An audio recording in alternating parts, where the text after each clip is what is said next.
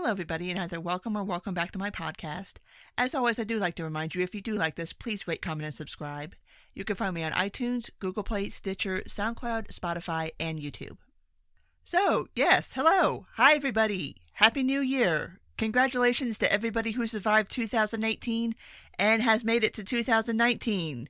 Congratulations and best of luck to all of you in 2019, because if the first 3 days of 2019 has been any kind of indication, we are going to need all the help we can get surviving 2019. So let's go ahead. There's not a lot of news on the government front. We are still in a shutdown. I am recording this on Thursday, January 3rd. So it seems like there's still a stalemate. Nothing is really happening there. Everybody seems to be hunkering down for the long term, although we shall see what happens, because what did happen today, as far as government is concerned, is the new Congress was sworn in. So we do have a new Congress now that has a Democrat-controlled House, still has a Republican-controlled Senate, and of course, Donald Trump is still president, much to the chagrin of many people who thought he would be gone by now. Yes, he is still president. But yes, like I said, the government shutdown is still on. Nancy Pelosi is the Speaker of the House again. So, as far as anything going on with that, nothing really new to report. Like, there's no deals have been made, no deals have come even close to being made to end the government shutdown. So, yep, okay, whatever. I guess really the only other thing to report on that is the fact that I guess now that the government is shut down, like I know the National Zoo is shutting down, a lot of the national parks are shutting down, stuff like that. And there have been stories coming out, especially about like Joshua Tree and stuff like that, of people actually stepping up and, cleaning up the park and taking care of things. And so hooray for volunteerism. But let's go ahead and get into some of this other stuff, because while the government is kind of in stasis, there are lots of other things going on culturally right now that we can discuss. And let's go ahead and start at the beginning, which is that, hey, you guys, did you hear that Louis C.K. was working on a new comedy set and it got leaked on the internet? Did you hear about that? I'm sure you did, because I think you would have to be living under the biggest fucking rock in existence to not know that, yes, Louis C.K. did try out some new material in what was supposed to be a private show. I think it was actually from a couple weeks back, but the audio just got leaked, and you can find it on YouTube if you want to watch it. It's about a 45-minute set, but so yeah, he is working on new material. It got leaked, and of course, the internet went completely fucking sideways, because, I mean, first and foremost, to me, it doesn't matter, like, what this set was about. Like, this could have been about anything. This could have been about him talking about puppies frolicking in fields and kittens in baskets. There would still be people that are pissed off that he's even working out new material at all. But the new material in question does take some shots and makes some jokes about gender pronouns and about the Parkland teens, the school shooting teens. And also, those were the two that got circulated first. Like, that clip is the one that got circulated first in text form. And that was the first thing I saw. And then I finally got a chance to sit down and watch the whole 45-minute set. And that, honestly, like, that portion right there about the gender pronouns and stuff like that is maybe a minute out of the set. Maybe. I mean, it's almost mentioned in passing. It's not like there's a whole, like, joke arc about that. It's just like one of those things that's mentioned in passing. Sometimes comedians do during a set. But what was mentioned and nobody really got mad about was, joking about things like Auschwitz and pedophilia. And if any of this sounds familiar to you, if you are familiar with Louis C.K.'s work, you know that this isn't really any kind of new territory for Louis. In fact, this set really sounded a lot like Louis returning to kind of like old vintage, like circa 2000, 2001 Louis, kind of before he did the the beta male thing. And I think what a lot of people are shocked by is if you're not familiar with Louis C.K.'s old stand-up, and if the only thing you know about him is the kind of like the newer stuff and like his show from FX and stuff like that. If you heard this, I mean, I would imagine it would be like if you only knew Bob Saget from like Full House or America's Funniest Home Video, and then all of a sudden you stumbled upon his old stand-up and you'd be like, holy shit, this dude is dirty as fuck. So, but yeah, like the people that are getting surprised about this, I'm kind of like, okay, this just sounds like vintage Louis. And everybody can have their own opinion about comedy. Like, if you don't think he's funny, fine, whatever. That's your opinion. You can have it. I'm not blasting you for having it. Not everybody likes every comedian on the planet. Personally, I thought the set kind of killed. And the fact that that was not like a finished, polished set, that's just him like workshopping shit. Like, if dude comes back, he's gonna fucking kill. But yeah, so obviously everybody lost their shit about that. And much like when he first came back in October, I think it was at the Cellar. I think he did just like an impromptu set at the Cellar, and everybody fucking lost their shit because they're like, oh my God, why is he back on stage? Who said he could come back on stage? And I'm like, the Comedy Cellar said he could come back on stage. It's their fucking stage. If they said he can be on it, he can be on it. Same as this club. So it's kind of one of those things where a lot of people, I think, kind of let the mask slip a little bit on this because, I mean, you could critique him on the material itself, which, again, like I said, you're free to like or not like whatever you want. I don't like the idea that there are things that you can't joke about. Like, as far as I'm concerned, I'm old school Trey and Matt on this. I say old school because I understand things have changed, but that idea that it's either all on the table or nothing's on the table. Like, you can either joke about everything or you can't joke about anything. And I do think comedy serves a purpose in being able to discuss certain topics that you can't really discuss without that kind of softening effect of comedy, of kind of like when Dave Chappelle would talk about racism. Like, racism is a topic that is very uncomfortable to discuss straight up, but when you do it through the context of comedy and you're making a joke, it's a little easier to open up and to start having those conversations because it's fucking funny. Like, you're not trying to like beat somebody over the head with it. But that's where we're at with Louis. And I'm wondering kind of if from the response that he got back in October when he first took the stage, and his set then wasn't anywhere near what he just did, and people still gave him shit for it. I'm wondering if he didn't come to the realization that no matter what kind of comedy he does, people are going to give him shit for it.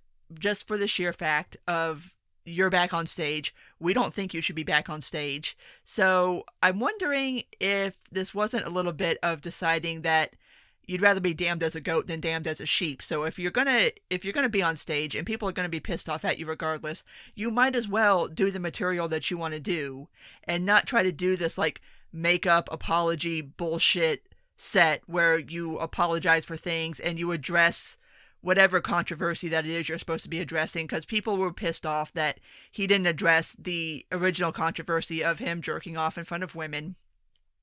Which, I mean, I wasn't doing this podcast when this story first broke, so I didn't really have a chance to tell you guys kind of how I felt about this, but this kind of broke in a very weird part of the Me Too moment where there was like becoming this shift from like the Harvey Weinsteins of the world. And that's to say that what Harvey Weinstein did was fucked up.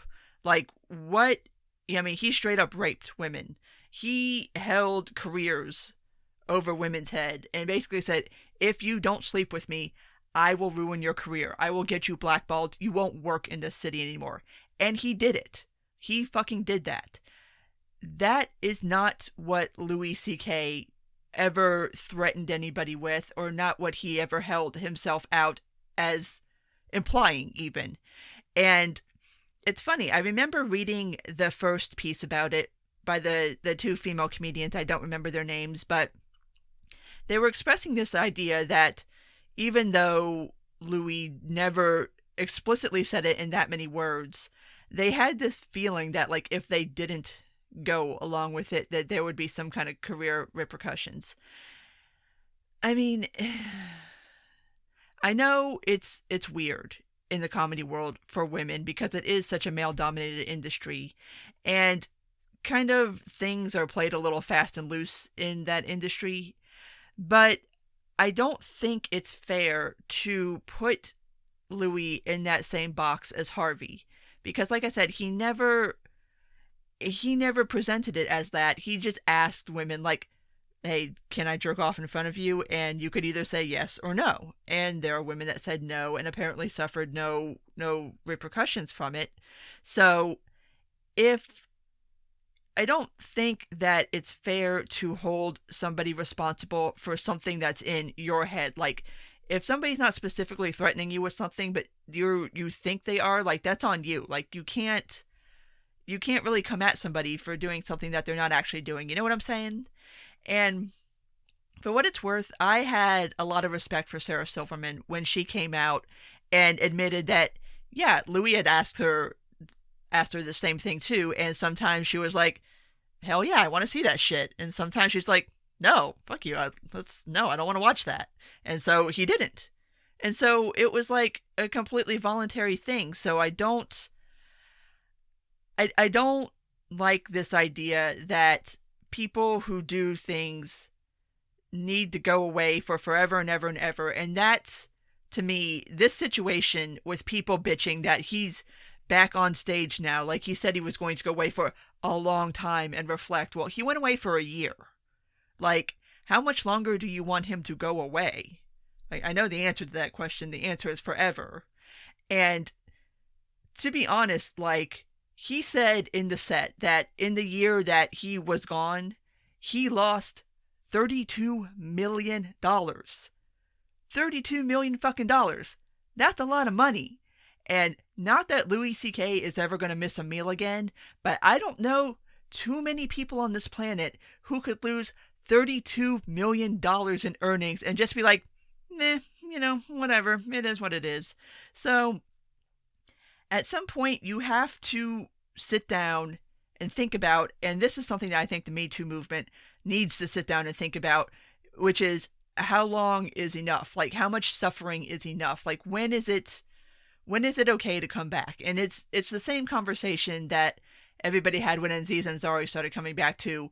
And what Aziz did was even more benign than what Louis did. Like, that was just bad sex that for some reason this girl didn't feel like she could do anything about. And I've voiced my opinion on this topic probably more times than you guys care to listen to.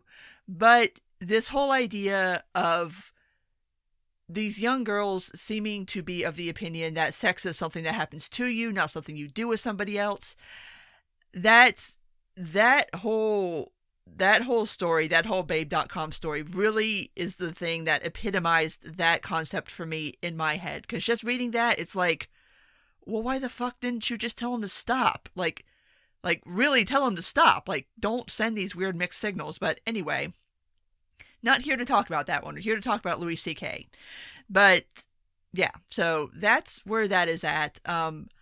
Don't really know what Louis plans to do from here. I mean, I'm assuming since he's workshopping new material, he's planning on either going on tour or somebody's going to give him a special.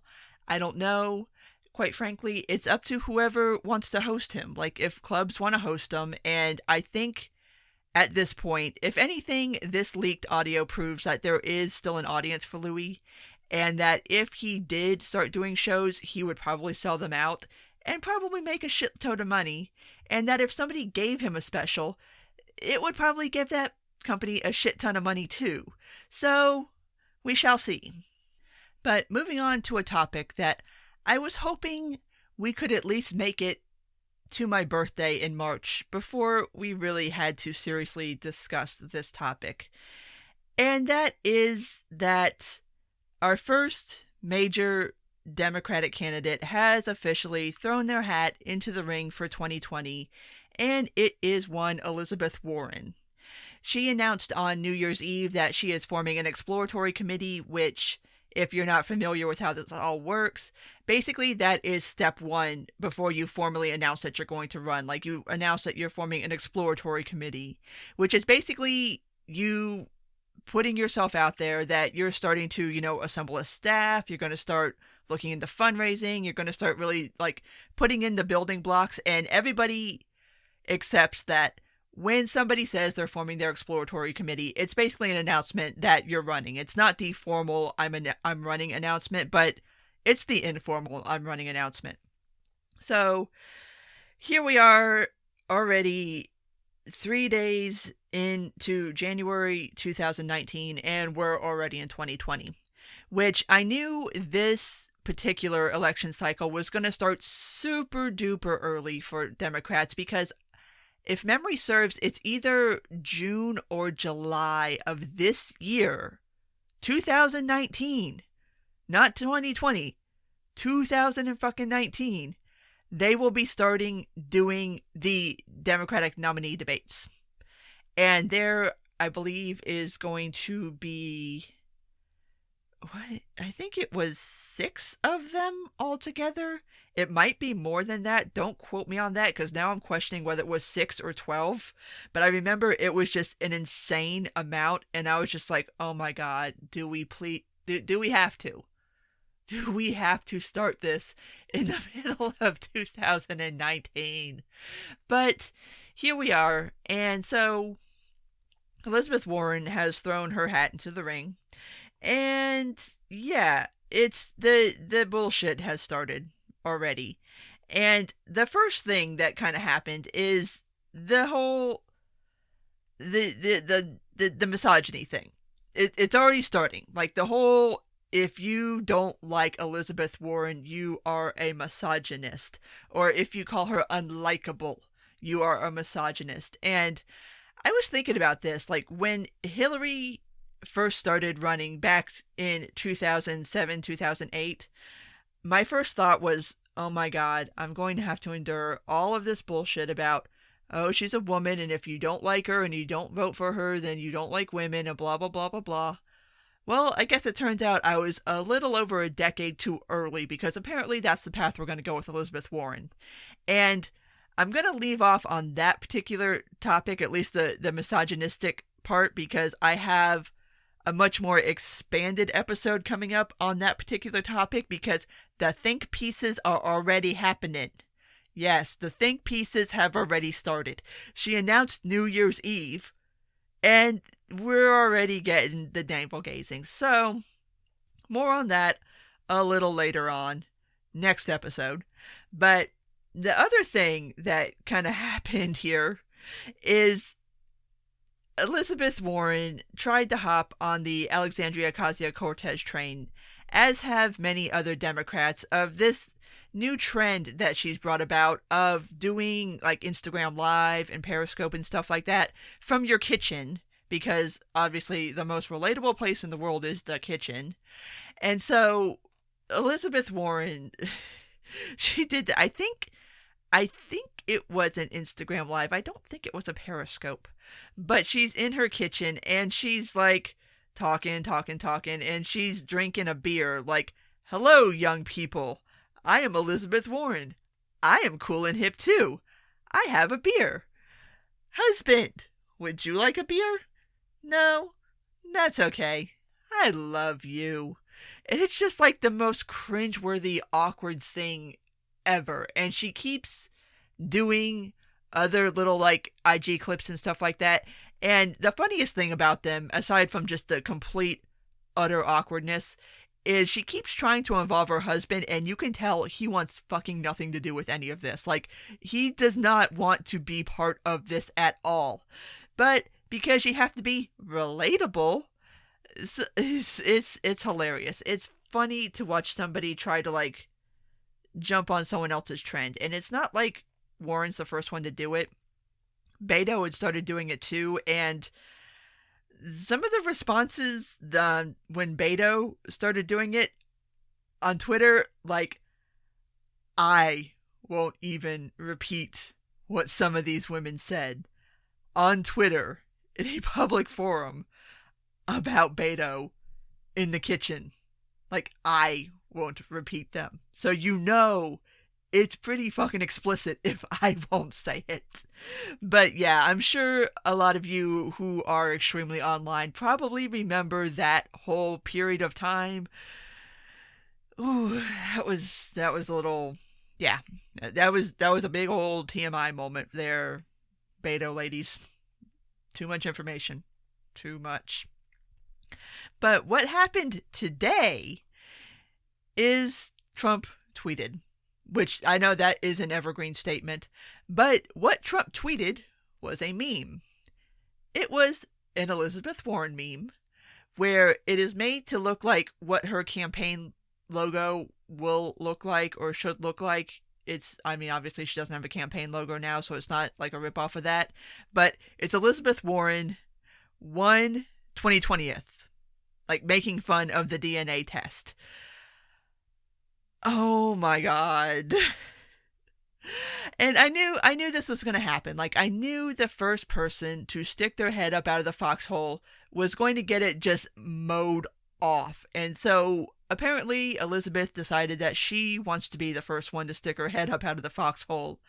And Trump is just going to be merciless in attacking anybody and everybody who decides to throw their little name into the Democratic nominee pool.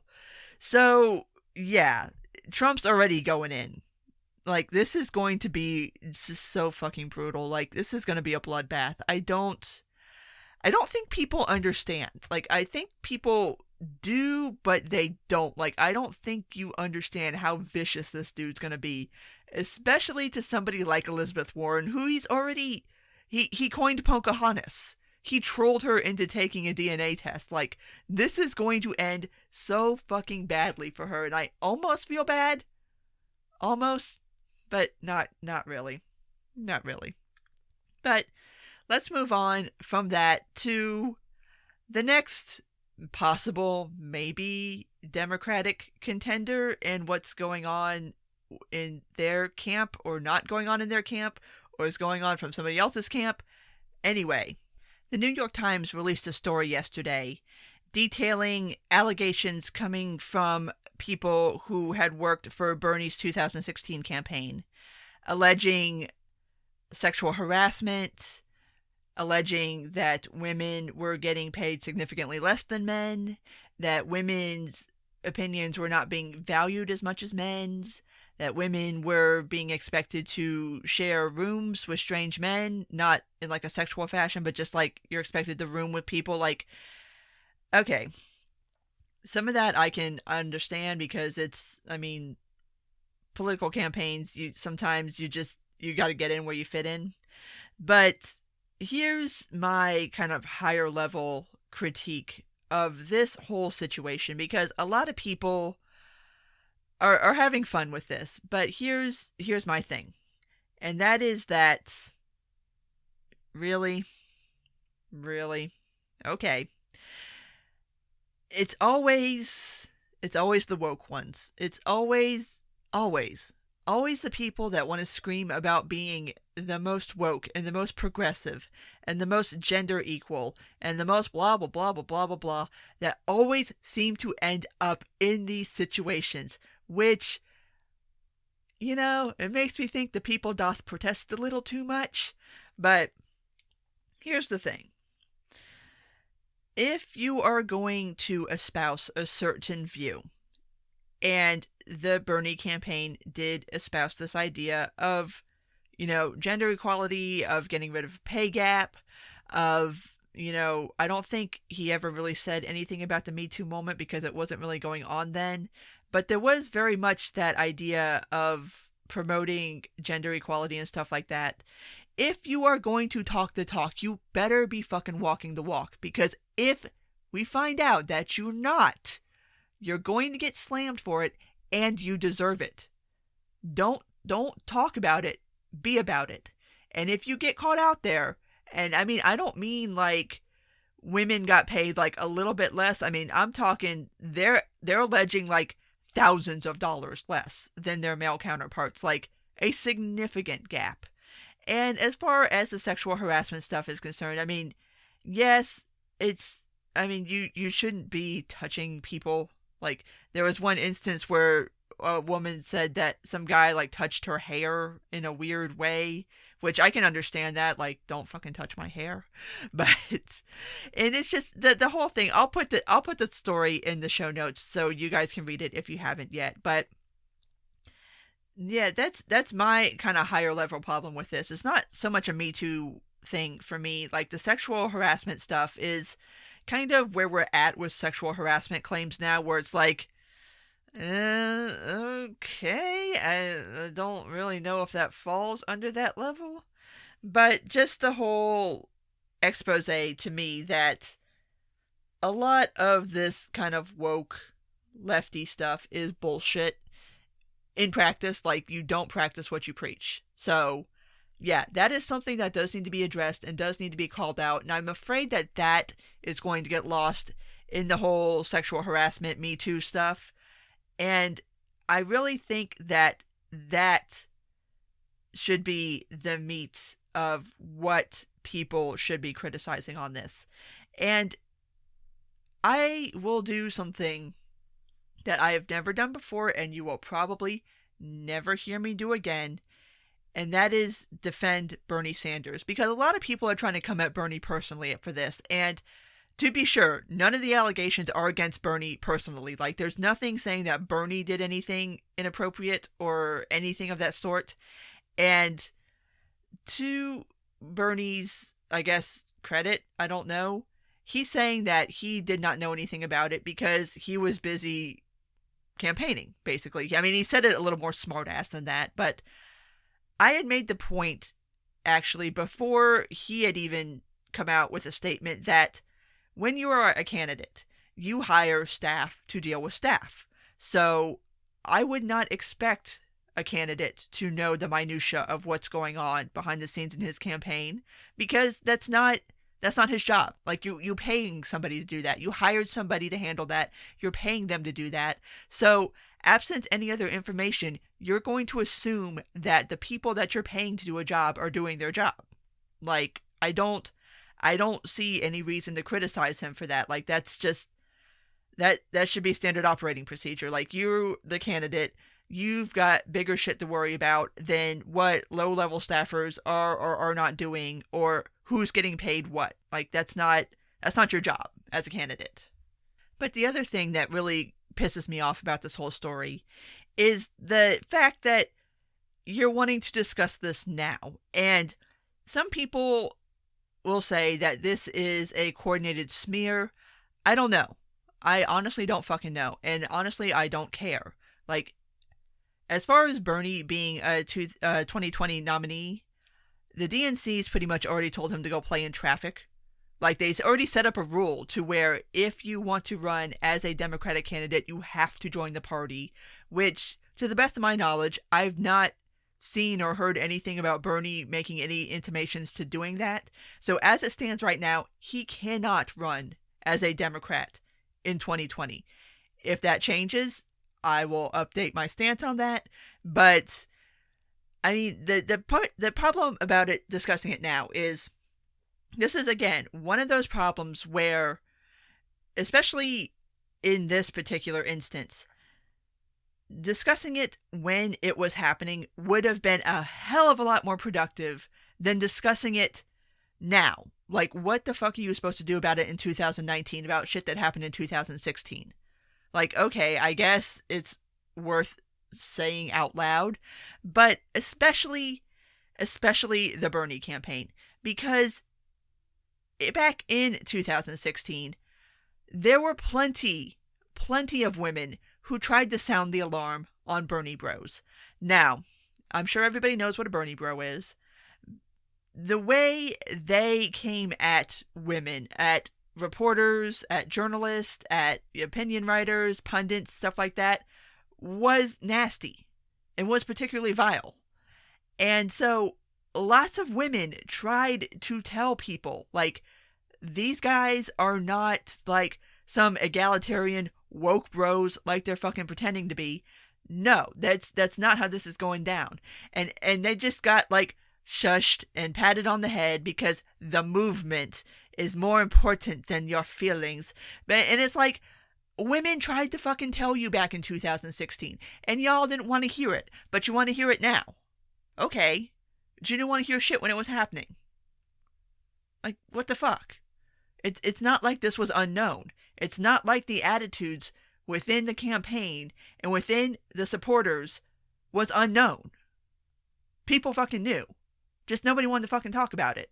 So that's what really just gets me about this situation. And why can we not talk about things when they are happening? Why must we wait years and years and years after the fact when there's really nothing that can be done? Like, what is Bernie Sanders supposed to do about it right now? Other than apologize? Like, okay, he didn't fucking know. Like, why would he know? It wasn't his job to know. His job was to try to secure the Democratic nomination, not to micromanage his fucking staff. So, yeah. And before we leave off on this, because it just wouldn't be me unless I took this opportunity to point out, once again, this whole idea that always seems to get floated now, that socialism equals equality. And I am going to use socialism because Bernie identifies as a socialist. So if he wants to call himself a socialist, then I'm going to call him a socialist. And if he wants to espouse certain principles, I'll call them socialist principles because he does. So there you go. But so many women buy into this shit because they think that this is going to be some kind of egalitarian woke future where women are just like 100% equal to men and everything's going to be hunky fucking dory. And this is one more example of why that idea is fucking bullshit. Can you guys please stop buying into this nonsense? Please open your eyes for once and start to understand. Okay. All right. No, I'm not going to go on a rant about socialism. We're going to move on. Let's move on to something that I really didn't want to talk about because I just genuinely don't care, but it's a thing and it happened, and so I guess we have to talk about it. And that's Mitt Romney's op-ed for the Washington Post. Yes, Mittens wrote an op-ed. Sternly worded op-ed.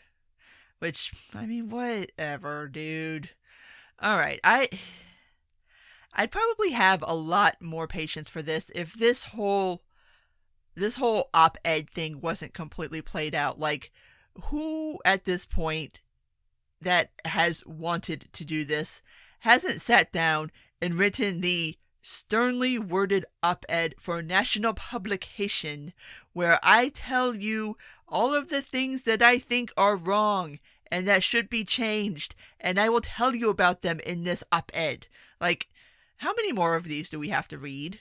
And like, Mitt Romney's wasn't even all that particularly special or noteworthy or insightful, just basically Trump bad.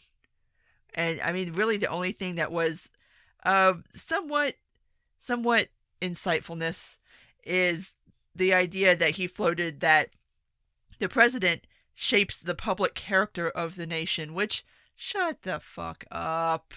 No, he doesn't. Okay. Anyway, no, he doesn't. Yeah. And this did signal that apparently Mitt wants to be a never-Trumper now, or at least a Trump disapprover, which, I'm sorry, am I supposed to fucking forget the history of Mitt Romney?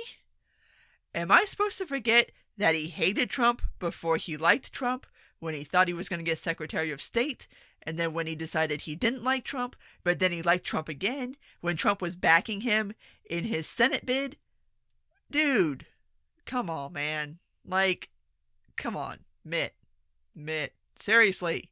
We see what you're doing here. And yes, being anti-Trump is the new sexy kind of position to take, especially if you are a Republican, where you can be like, look at me, I'm a Republican, but I don't like Trump. Everybody love me now. And it's like, it's so transparent at this point, and I'm just like, what the fuck was the point of this op-ed? Like, why was it written? Why did we all have to read it? None of us are any wiser or better off for having done so.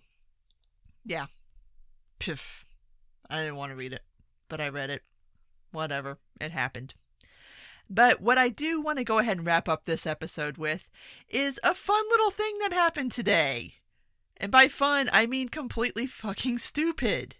And that is that persons got a hold of this video of Alexandria Ocasio-Cortez it was originally reported she was in high school. Apparently it was when she was at BC, of her doing like one of those viral mashup dance videos that used to be so popular. You guys, if you're old enough and you've been on the internet long enough, you remember people doing these sorts of things. And so this one was a little homage to the Breakfast Club, and it's cute. I mean, it's just her. She's dancing around on this roof. She's doing the Breakfast Club, like the dance scene. Like, if you've seen Breakfast Club, you know exactly what I'm talking about without me even having to like show you the video. But for some reason, this was found and promoted today as some kind of knock against her. Like, okay, college girl makes video of dancing on internet. Look at how fucking stupid she is. Look at this stupid girl in her stupid dancing video. And basically the whole response from the internet has been, are you fucking dumb? Did you really? Because I mean, it's a cute video. She looks cute in it. I mean, she actually pulls it off really well. Like, I couldn't do that fucking video because I can't dance for shit. But, I mean, it's like, did you really think that this was some kind of, like, slam or some kind of, like, gotcha moment? Like, no, she was just a college girl doing what college girls do. And, I mean, given the fact that she's, 27, 28 now? I mean, this can't have been more than maybe 7 years old, back when doing that kind of stuff was really popular. Like, who cares? Who freaking cares? But the effect that it has had is now everybody's kind of like, what the fuck? I love Alexandria now. And not to say that everybody's in love with her policy positions now, but this just made her like so much more likable as a person. And like, this was, if this was legitimately like some kind of trying to formulate like a campaign against Alexandria Ocasio-Cortez, it failed. Like, this is the biggest freaking fail I've seen in a long time. So yeah, that happened. The internet is still talking about it right now. In fact, they're probably talking about it right now while I'm talking to you. So I'm sure if you're on Twitter, you've seen it at this point. So anyway, that's what I wanted to end off this episode with. So as always, if you did make it this far, thank you. And if you did like it, please rate, comment, and subscribe. You can find me on iTunes, Google Play, Stitcher, SoundCloud, Spotify, and YouTube. Take care, and until next time.